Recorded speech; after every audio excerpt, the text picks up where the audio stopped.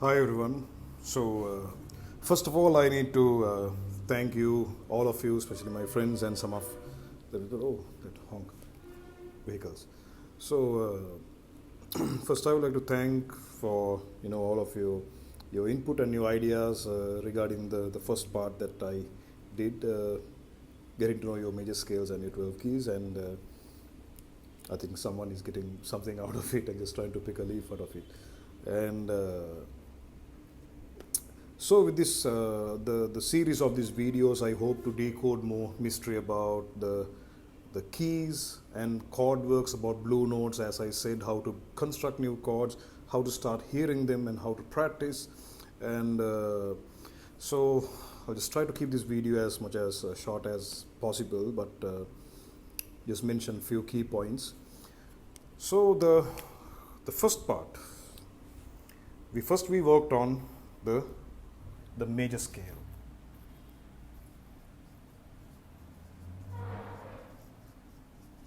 In 12 keys, right? Second, then we started working on the, let me move it, yes, the triads. That is major and minor triads. So then after that, we worked on few things about the dominant seventh,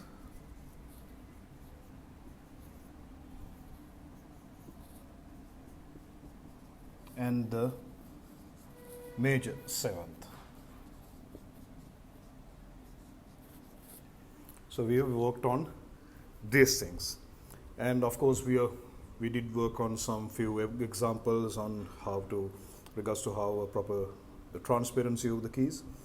So what I suggest you is here, first, before going into the part two, it's very important that you know about these things first, because it's no point you are trying to miss certain things that you are learning here in this process in order to grow as a musician. It's no point you're just trying to collect just fragments and pieces of little bit of things and then move on. I don't think personally it will work on the long run. So matter of fact, it's just 12 notes we have to work on, right? Consider yourself that you are lucky, because no matter what, you just have to have a proper transparency in learning just 12 relationships. I mean 12 keys, or what are the relationships that you need to know. Still, English got 26 letters. If you're going on a driving test or what, you'll have to learn so much of things before that. But here, it's all about building your roadmaps. Your roadmap means you can drive anywhere you want to drive. So, and you will know any road in case if you need to avoid traffic. I'm just using simple metaphors. So, learn first. You have to know your major scales. So take them, as I advised before, take them little by little, slowly, just one day at a time. There's no such competition here. That's the biggest problem most of them have. They just want to grab everything within a day. That will never happen, guys. Sorry. Even whatever that I know right now, in the little bit I know, it's just experience. And of course, learning from other musicians, listening, a lot of time spent and invested on those things in order to know what I need to know, the most substantial thing I'm talking about. So first, learn the major scales. No matter what, somehow finish that, because as I said, you know this, you have decoded lots of things. And then the major scale, the triads, and the major and minor triads, which I explained how these borrowed chords are happening. So even, let's take for instance like a C major ninth. And if you're talking about the ninth, okay, I'll explain about it later, but C to D is 9 notes, C to octave C is 8, 9, meaning the second note. So if you're building a chord like C major ninth, which is you will have the C, the major third, which is the E, as I said, the fifth G, and the major seventh, that is the B and the D. Back again, I'll just write it down for you. So C major ninth. So we are talking about, we took the root out, the major, then the G, which is the fifth, and then for the first we'll get on to the C major 7th. I'll just put it right here. Then after that we got the B, and if you are going to get a major 9th, meaning we are covering the 7th as well, which I'll explain to you in more complicated chord works again, and then which is a D. So if you take from C to C is 8 notes, and the next note is actually D, and the 9th is the D, meaning the it equivalents to the 2nd. So when now you will see the transparency which I'm talking about. Root and C, there are already 2 triads hiding, which is this is one triad over here, the EGB, which we already learned, which is the E minor, and then there's another triad hiding, which is the major triad GBD, which is the G major. So it's very important to have proper transparency over your triads and all this stuff in order to move. So first, the most important thing is know your major scale, because whatever the stuff I'm trying to guide you over here, it's all about not just only for chords. This is all applicable for your soloing material also. If you know your triads, there are lots of things that you can do, for any instrument, not just guitar or bass or anything. So, nice. Little too much of salt, but I think that's fine. So dominant 7th and the major 7th, we worked on it. So try working on these things, take maybe one scale for a day. Within 12 days you have covered it, guys, because it's very easy if you really look at it like that way. In my case, that's how I take things very slow. So then we worked on that. Then we got into another kind of a discord, or which is commonly utilized chord harmony, the minor 7th, flat 5. So if you are going to move on to the second step, which I am part 2, I'm going ahead with this. I think please go through this. It's very important, because at least if you know all the things here, I don't think even you would need the part 2, because that's my opinion, to be honest, because basically if you really work on those things, you are totally fine and you can find your own way. So as recommended, go through it. So now let's begin the part 2.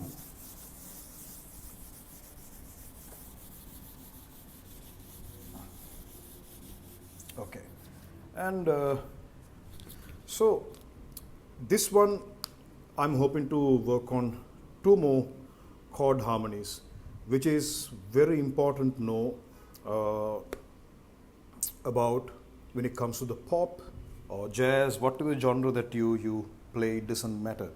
A lot of people get confused, especially pianists, right through all these years when I had to work with pianists.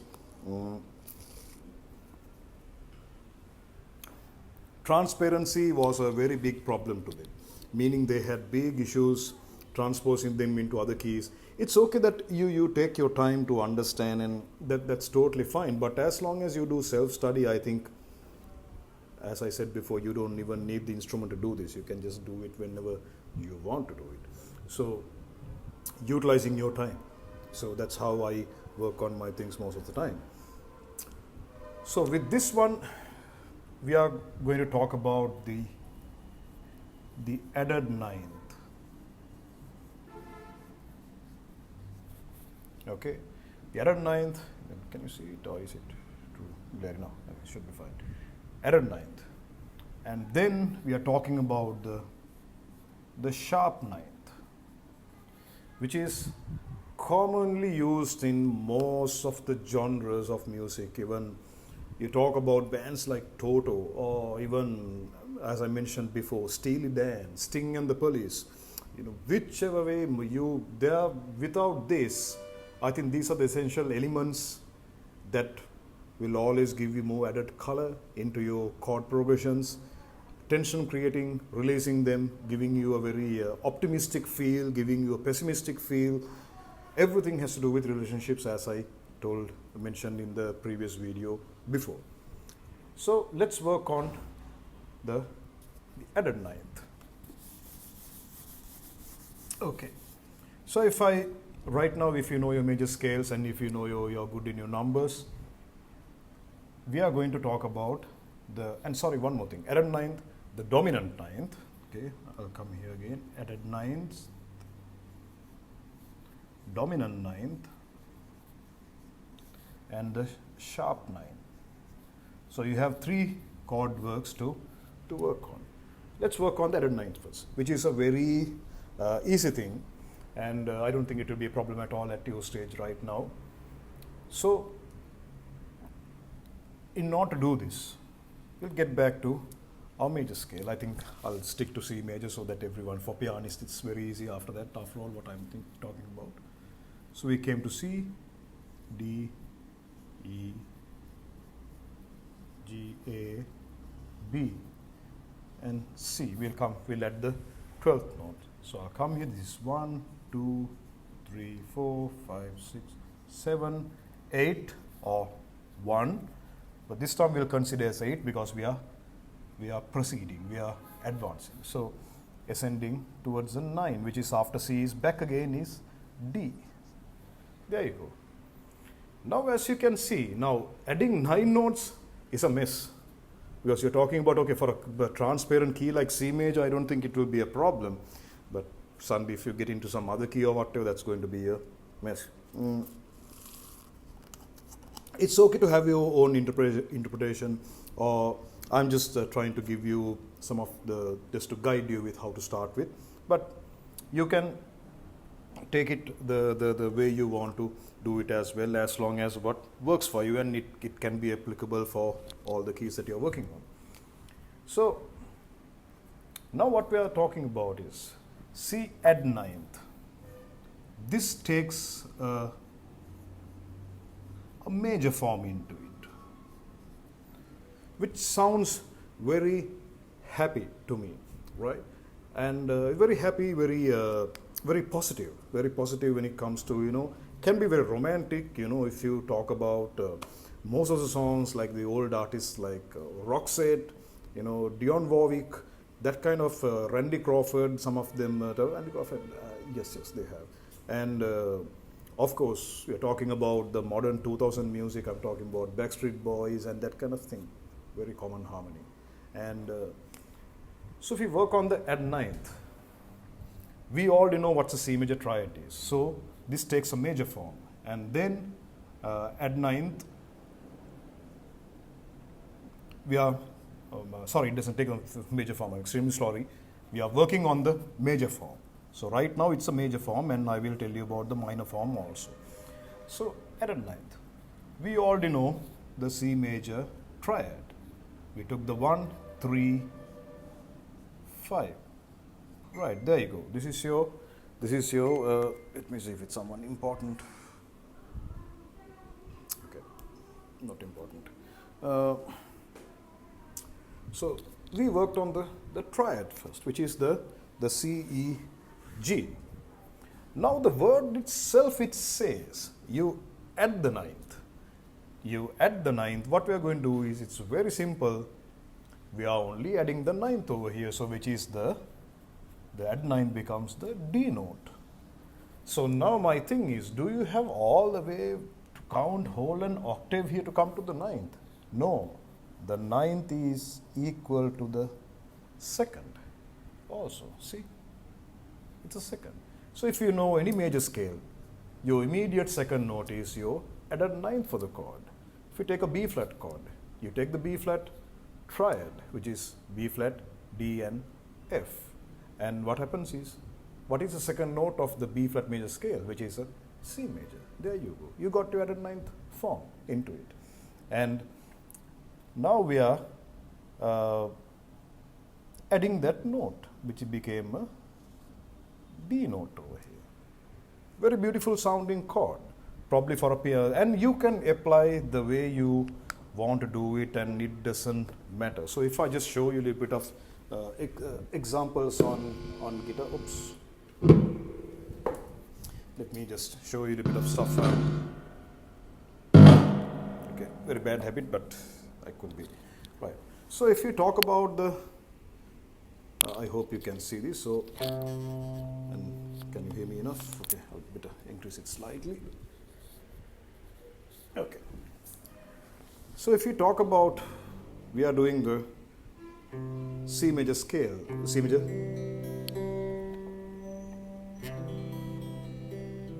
right? So don't worry about the pretty old strings. So, but we already know the C note. Probably most of the guitar players, you are familiar with this kind of voicing. So, but I will just give you a little helpful hints or little ideas how to get a beautiful sound over this chord.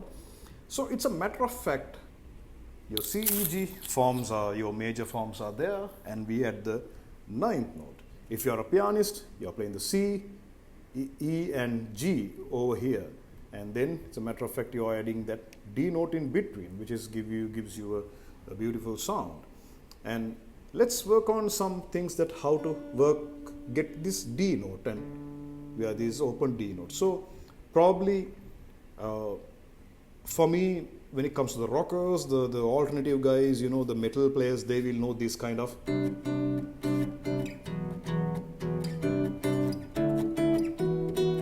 If you really think of this kind of form, so it's a C, G, and we have added the D note over here, which sounds beautiful on an overdrive. I like that kind of sound. The first I caught was this chord was back in '98. Listen to Sting and the Police, Andy Summers. So let's get back to the usual chord forms that we can use it for, the pop music. So if you take about the C major chord, we are doing this. Tuning is horrible, but it's okay. I know you guys get it. So all we did was we play the C note over here, which is C chord over here, and the C is here, the G is here, back again the C is here, and the E is here, and we release the small finger if we want to play. So that note is that's the blue note that makes the C major beautiful. Or even if you're playing a C major just here, you can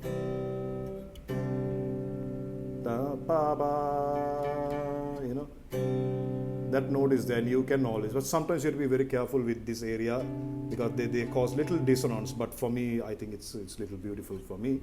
And of course, if you come here, the standard C major on the 8th fret over here, and you do that straight, right? It's so annoying, this tuning, but yeah, okay, I don't want to waste it. I forgot to tune the guitar before that, so it's okay. Or else, see, you play the C major over here, and this C note, we are making it to a D. So therefore, we can have this kind of chord voicing. So it's a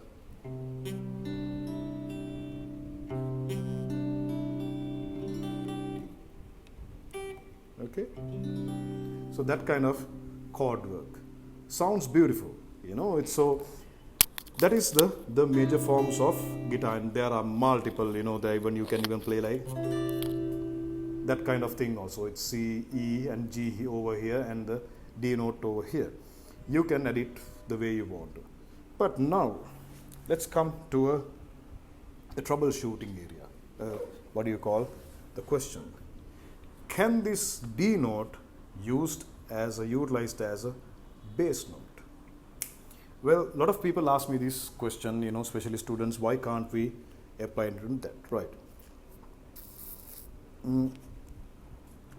So can you remember, I used a metaphor on the previous video about the surname, the father of the family. There you go. So here, if we break it down again, this is the ancestor name, the C major, which is always carried on the bass clef. If the piano, it's your left hand. If it's a guitar, your upper strings. And just to replicate another piano breaking into two, the bass guitar player. So that's why, bass guitarists, sometimes they do a mistake. That's it. You have doomed the whole band, Why? Because the whole ancestor name is carried by one. So I will teach you on how to make the relationships also later on. And guys, the more you comment and you more ask and also things, it's fine to appreciate and thank me for whatever, but actually that's not what I expect, So better that you have questions, and if it can be a public question, yes, then I can give you a common answer, or maybe I return to my next video. So but still, thank you for everything. And so let's say we are going to add this, we are going to jumble this, which is coming into D and then C, E, G, right? Back again, the triad is there, D note is there, but the problem is, there you go, the father of the family maybe left the country, and let's say the mother and sister, or today is the elder brother, or can be another in-law, let's say your own sister's husband or whomever. He took this place of the father. Therefore, the whole attitude of this chord changed simply because of that. That's what we call inversions. Inversions. How to spell that now? T-I-O-N-S or S-I-O-N-S, doesn't matter, right? So, sorry. And so it's the inversions. So we are talking about the root and the, how funny, the little things sometimes you just forget then and there. So, root and the inversion. So what happened is, this took another place. So because of that, the whole idea of the chord, it changed, which gave another relationship onto this called the 11th. I'll tell you later about these things in the future. So as I said, so the add ninth. So we came up to this part.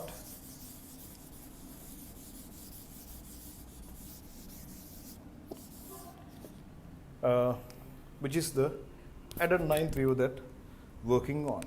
So likewise, work on all keys to do like this. Take a chord like, let's talk about A flat. So now we take the A flat over here, and we'll get the triad first. If you take the A flat major scale, the third note is going to be the C, right? The minor becomes B, which is 1 flat. The third of this is the minor third, or the major, this is the major third and minor third. So A flat, C, and there you go, the E flat. This is the A flat triad. But now all we need is to get the ninth. So I just told you the ninth equals to the second, as in the letter. So after A flat and C, who is there in between, which is the E flat. There you go. You got your added ninth, So you got your added ninth, and I don't think now you will understand without a problem on how to work on all keys like that. So let's take a key like F major. We take F, the triad, first we'll work on the triad first, which is F and A and C, and there you go, the added ninth becomes the G. Go to F major scale. I highly recommend, guys, you have a piece of paper and all. Don't try to remember everything. Learn to write down. Be organized with your material that you are practicing. I think everything will just works fine. Just take a separate book and just keep scribbling and working around that. So there we go. So F major. So now what happens is, now let's the same thing. Okay, you can take a screenshot of this whichever way. Right. Now we come here back again to, let's work on the minor form of this minor ninth. Added ninth, minor, which is, now you already know who is responsible to become a minor. Already still, there's nothing difference between, because this added ninth will be always the, what do you call, the context into this chord. So there we go. We found the ninth over here.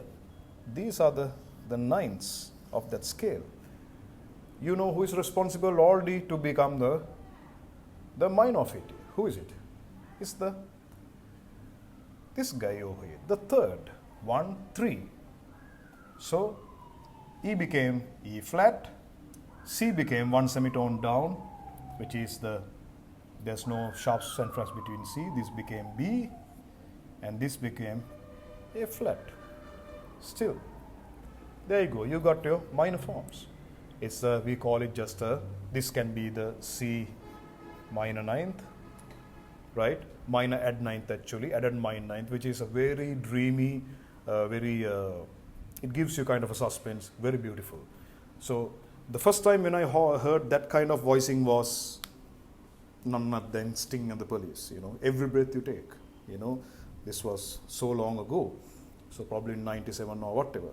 Back then I just knew it is a minor chord, but it's not that minor chord. So just started exploring, and there I go, I found and a song by Dido called Here With Me. There was this beautiful voicing, I can't remember the actual pitch, actually I remember my sister listening to it, so that's how I heard it. There's this,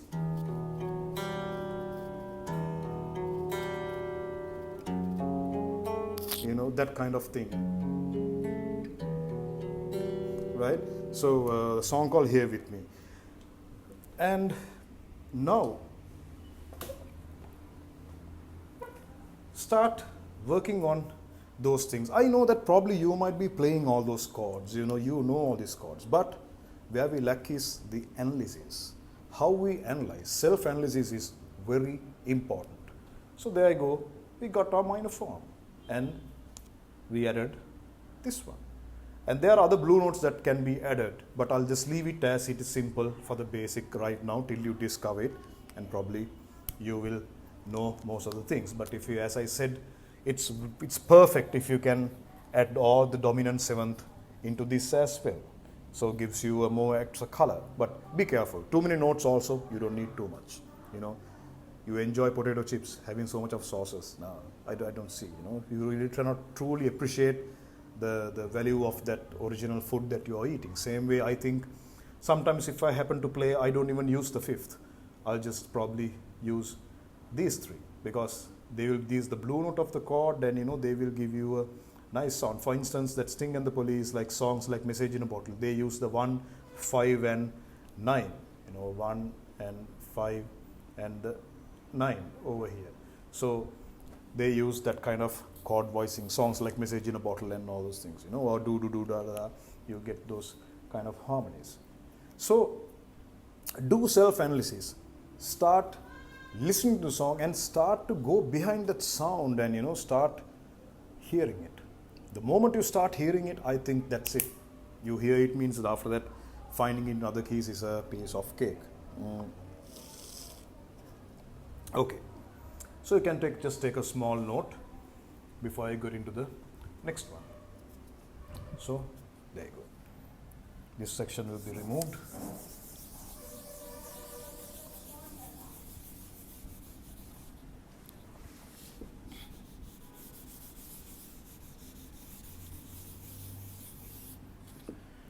So now we worked on the added ninth. Now let's work on the dominant ninth. There you go. Still number 9 is same. And there you go. The dominant ninth, what happens is we already know what is the dominant form or who was dominating that note before. And I told you before it was, back again we work on C major, E major, G major. The dominant we spoke about it was the B flat. And there you go. We got our ninth as well. So see how beautiful it is when you look at those letters now, since you start to discover. And how many triads are involved in this little thing over here, right? The C major, the C major triad is there. And then we got the, what do you call, the G major, G minor triad is here. There's another triad hiding. Who is that inside? I'll give you a few minutes, or just maybe try to analyze. Write down a piece of paper, break them down. Right? Let's break it. See? This is one triad hiding inside, which is the original triad. And then we got the easiest one, which is the G minor triad over here. And there you go, another spooky kind of a sound which we can find, which is the diminished triad over here, right? So just imagine, the soloing material and the soloing concepts, or what are the ideas that you can put into a chord like this or any chord. Meaning, you work on a dominant ninth, right? You work on a dominant ninth, you can play just plain on C major. You work on a dominant ninth, you have a backing track on dominant ninth, you can just play on G minor. But you have to be very careful with the emphasis. But the whole idea is there. Because why? All the notes that you need to play solos, all the 3 notes have contributed. Main 3 notes contributed for you to have that the solo on that basis, and plus we have 2 more notes, meaning we have to add a couple of more notes to make melodies. Even to make melody, just 3 notes are enough. Just 3 notes would do, even if you need to play the right melody. So, and then the diminished possibilities are there. So see how beautiful it is that working on those things. There you go. Another person is involved in here. Now, tell me, think of it a bit, and we have learnt it before also. The minor 7 flat 5. See, we already learnt about the minor 7th, and which is the E, G, and D. It takes the minor form. This becomes the 7th of the E minor, and there you go, the flat 5 of this. We did a breaking point before. E minor 7 flat 5 became the G minor triad with the E minor 7 flat 5. So just imagine all the possibilities that you have if you just decode one chord, getting into the details of it. So work on those things in all keys. Work on those things, as I said, in all keys. Knowing just one key is not enough. So what I suggest is, play these notes. If you're a pianist, play these notes, work on those shapes, because see, for a guitar player it can be very easy at times, but that's where most of the guitar players will have this issue, having transparency, because you play B minor 7 flat 5. If you want to play C here, you can just play these shapes without a meaning, but it's very important where you drive, where you go. So don't just depend on shapes. It's very good to depend on structures and shapes, because that's how we make different sounds, but with the right idea, with the right choices. Don't be that pentatonic player. You give you an F sharp minor, okay, I'm playing F sharp minor pentatonic, and you ask to play on B flat minor, the same licks will be repeated in another key. No. We all do that mistake as professionals. No matter what, we get lost, we try to cling into something that we are comfortable with. But what I'm saying is, try to break away from that. Certain genres, yes, for instance, blues, you'll have to stick to blues, but unless you get into the jazz side of blues, so then you'll have a lot of added, but other than that, let's say you are a pop player, we are not going to play for simple songs, playing pop, we're not going to play complicated material over here, because we have to relate to people, we have to relate to the genre. For instance, if you're playing gospel, you won't be doing these all sorts of the minor possibilities and all those things. You will be doing that gospel in the sense, not the rock, but yes, if you're doing that typical, the piano gospel, funk, like Abraham Laboriel type stuff, yes, then you will need that kind of vocabulary. But basic pop songs, you can apply as long as you know what you're doing. So don't just play it don't let the shape tell you what to do. You better guide the shape, and you tell it what's to be done.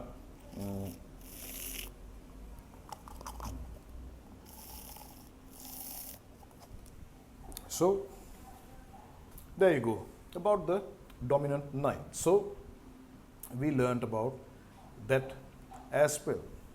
So once again, for the minor ninth also, still this will be applicable, which is you apply all these notes, which becomes another dominant kind of a minor ninth, and the B flat will give you the minor 7th options, and adding this D note over here.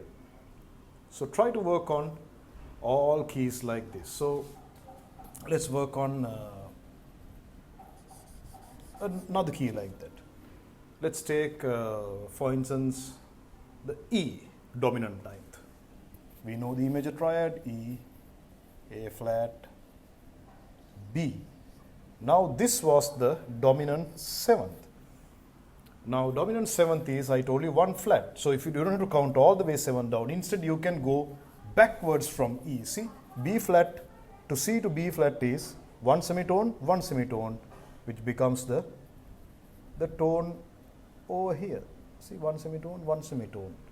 And, sorry, mistake. B flat. Over here between A and B flat. See, one semitone down. So like that, you don't have to count all the way dominant 7th up here. Go backwards. E flat, up just before E flat is E flat, then E, just before E flat is D. There you go. You got your dominant 7th note here.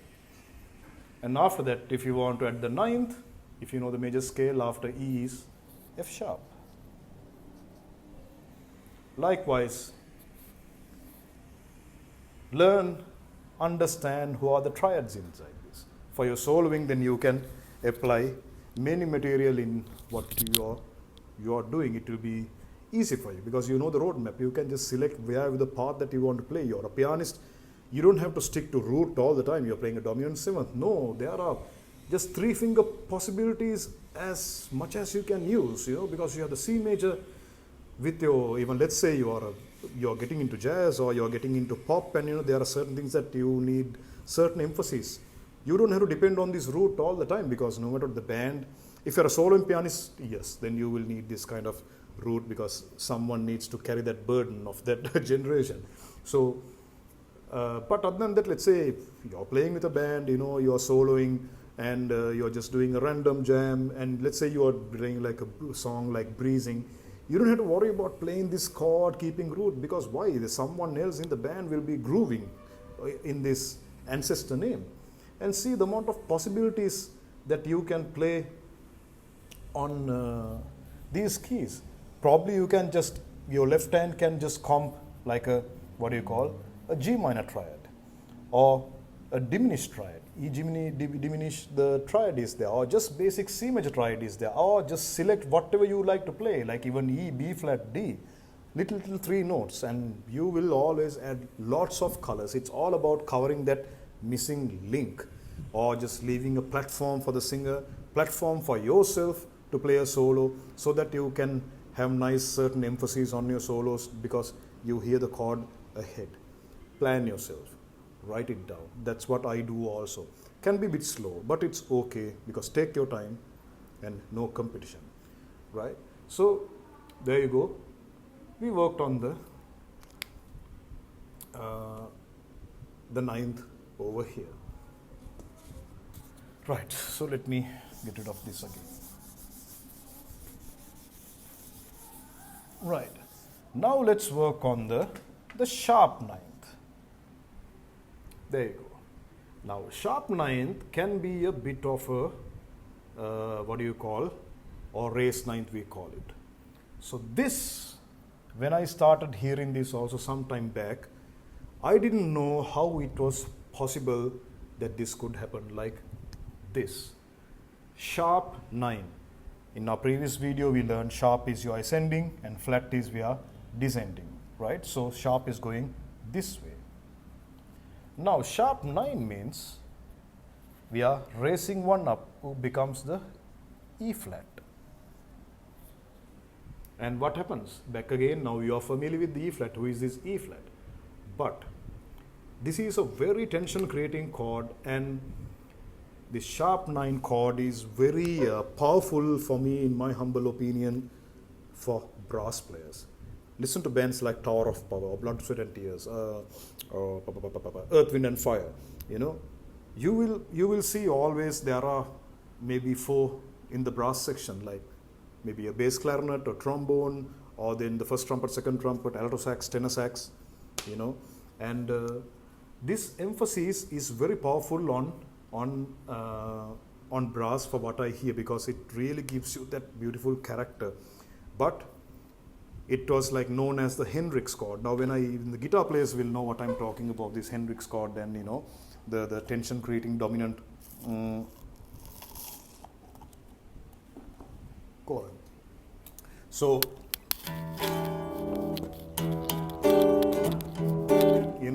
that kind of chord. Now see, now let's break this. This chord has a very good tension, and it's not just like a standard, what do you call, like it all falls in the dominant family, but it doesn't resolve as much as, it doesn't give you a proper conclusion into the chord as much as a dominant seventh, it don't give you that. It gives you this very, a tension creating sound. So if you listen to bands like back again, Toto and all those kind of things, start hearing them. So let's break it down as well. Now you know most of the relationships, how it has happened. And then now we are adding the sharp 9 actually, which is a minor character. So sharp 9 in a sense, as I said, this is the dominant family. They are all onto this dominant sharp 9, raised 9, flat 9, they all fall into the dominant family because notes keep dominating. So let's go back to the C major. Very easiest thing is to remember the C, we know the triad, and C, E, G, and then we go,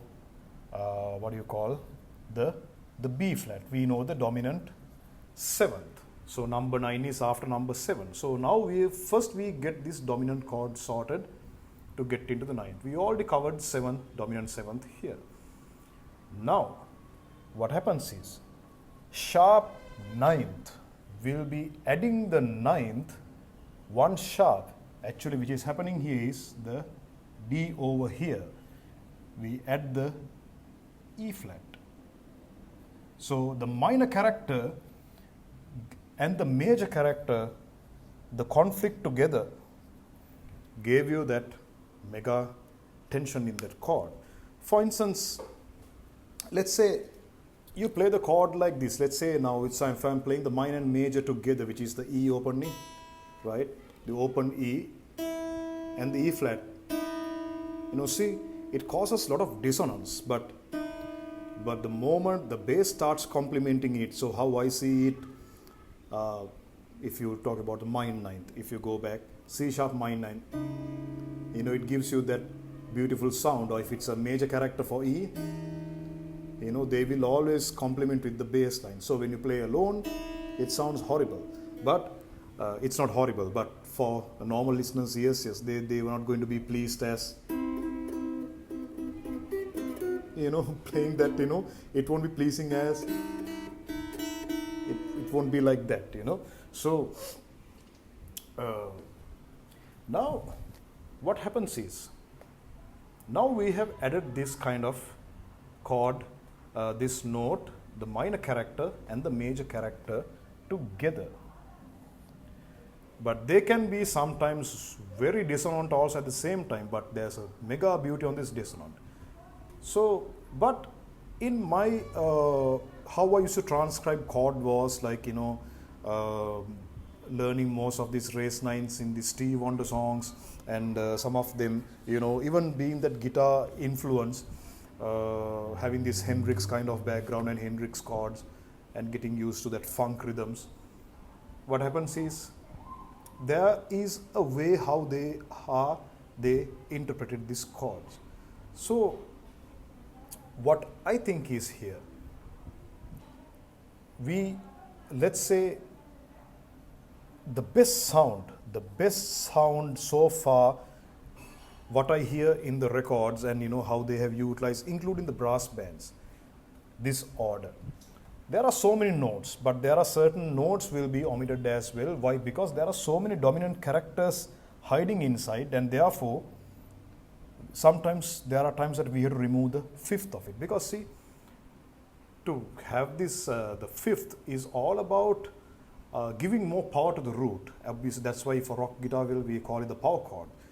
But sometimes too many notes also can omit the beauty of the blue note. So for me, when I think of it, is like how the pianist, how I hear, especially when they lay the brass over under a piano or whatever. We are going to break this down into 2. So let's say this is your middle on the piano. Let's say you are playing a C raised 9th. So this is your octave, right? So I'll just put an arrow. This is your middle C, and octave. And what we do is now, we are going to keep this E and E flat apart. So how to remember this? If you want to play the, what do you call, the race line, so don't get confused guys, this is your piano, right? This is your piano keyboard, middle C. So this is a middle C, we are breaking it into two. This is the middle C key and the octave lower C key. Here, what we do is, we get the major character out, because why? After C, this is the D note and the E, and then straight away we get the minor character out over here, and there you go. So if this is your piano, C, this is your left hand and your right hand. So there are too many notes, and probably you will have little problem, stretching your fingers or whatever, but that's not the real reason over here. What I think is, it's too much of dissonance, having too much of notes on the key. So piano, we take the major character out, the E and the E flat is the one who is responsible for the major, E and E flat, and we mainly focus on this dominant over here. This G is not really important in my ears, because probably, let's say, a chord to be emphasized and to give the maximum power of the chord. Rockers might know this. Let's see, you play a very hard, playing hard rock, Malmsteen or whatever stuff, but your chord backing will always depend on that C, G, 1, 5, 1, 5 all the time. Getting into a bit of technical stuff, like Animals as Leaders or whichever way, there you go, you get that beautiful 9 sound coming in, very driving sound. Or in between, you'll have this sharp 5 or the flatted 6, going upwards and coming down. So those can be accidentals, but if you're going to add that as the right throw of the chord, no, it's going to cause hell of a lot of cacophony. So this is your piano left hand, meaning this is your small finger, and this is your thumb, right? And there you go. Then after that, we can apply this with the E major and the minor. Let's say I will just use the thumb over here. I'm just giving you help. The fingers doesn't matter, but I'm just saying, if you want to remember how these shapes work, and this your small finger works, and here, whichever way, either you can use your middle finger or even index finger, right? Middle or index, which way, it doesn't matter. So I don't want to tell you about the finger patterns and all those things. That's not the idea of this, as long as it works for you. So there you go. So how to remember this now? Now let's go how in order to remember. Always remember, you visualize your piano. Any key that you want to do, what do you call, a race 9th, sharp 9 chord, right? Sharp 9 chord. Always focus your root on the left hand side. This is just the first step, the beginning. There are other ways that you can play. So the first one will be your, what do you call, your root. So left hand will be your root. Then you think of your major third, minor third, which is the very easiest thing after you learn triads.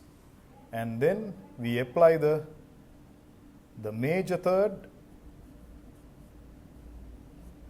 and then here we apply the minor third, and then the dominant 7th. That's the best way to remember your chord harmonies. Root, major third, minor third, dominant 7th. Let's work on few examples. Let's take a key like, probably like, let's say, E flat. So there you go. We have E flat on our left hand over here. So you know already what is this. So now you know who is responsible to be the major and minor by now. So there you go. We take the major character out, which is the E flat of the major is the G. You take the E flat major scale, E flat, F, G. That means who is the minor? The immediate minor is the F sharp. And who is the dominant seventh? Before E flat, I told you don't have to count seven steps ahead. Might as well go 2 semitones back ahead. So E flat, D, and C sharp. There you go. You got your chord. Simple. Practice this in your head in all keys. So as I said, back again, your root, your major third, your minor third over here, and then your dominant seventh, which is, you start working on this, you will have a very good idea of sharp 9. But I will tell you another special occasion for a sharp 9. Listen to this song called, okay, I will get rid of this. I hope you take notes, guys, because it's very important. It's no point you're trying to remember all those things. No, write these steps down little. So, okay, bye please.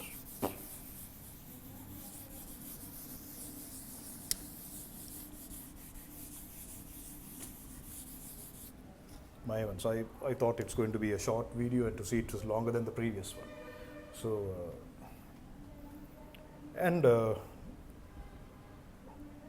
So, what was I saying? What did I forget again now? Yeah, so we already worked on the sharp 9 and all those things. Same thing for flat 9 also. So if you talk about the flat 9, it's the same theory what we explained about it before, and then coming into the flat 9. So D became C sharp. If you have any questions about that, I'll post that on the next video also about the flat 9 and how it can be used. So I asked you to listen to a song. There's a song called Deacon Blues by Steely Dan.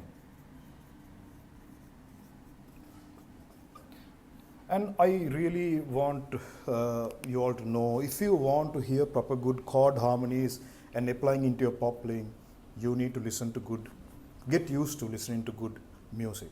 Because I don't see a problem with listening to pop music and all. No, it doesn't matter. But if you're listening to start listening to rich music, you'll be better in your vocabulary.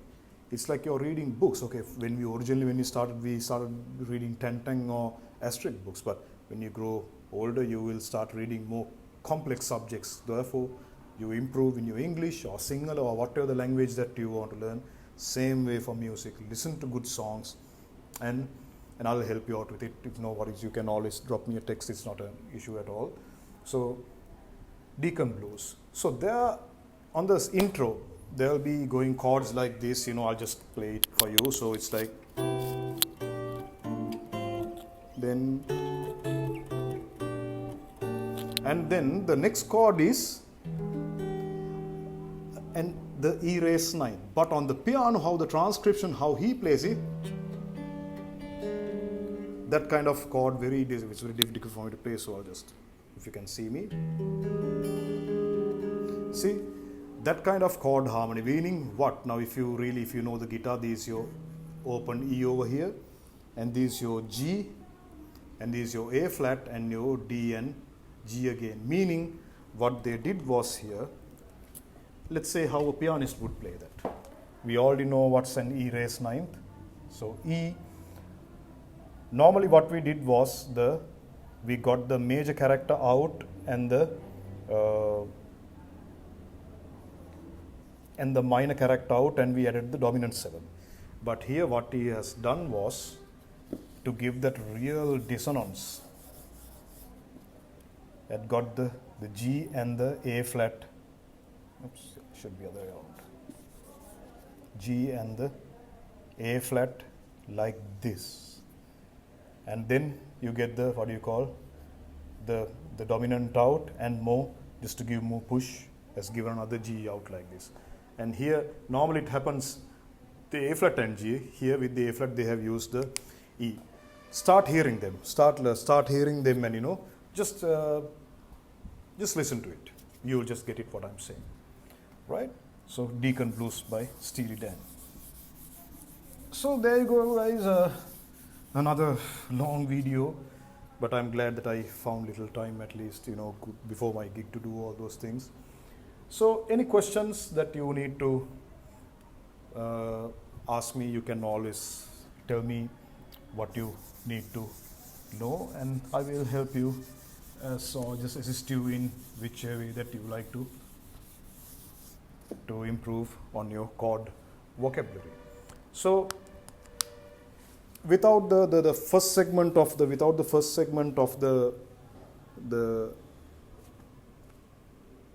one we were talking about before, it's no point you're going on to second unless you complete the first one, right? So hopefully, and thanks guys, once again, thanks for all the inspiration, and I would like to share more information like this as long as you like to know, and please feel free to text me or just mention in the comments, and I'll make sure that I'll add them on my next part. So do you need a summary? Yes. So I don't think so.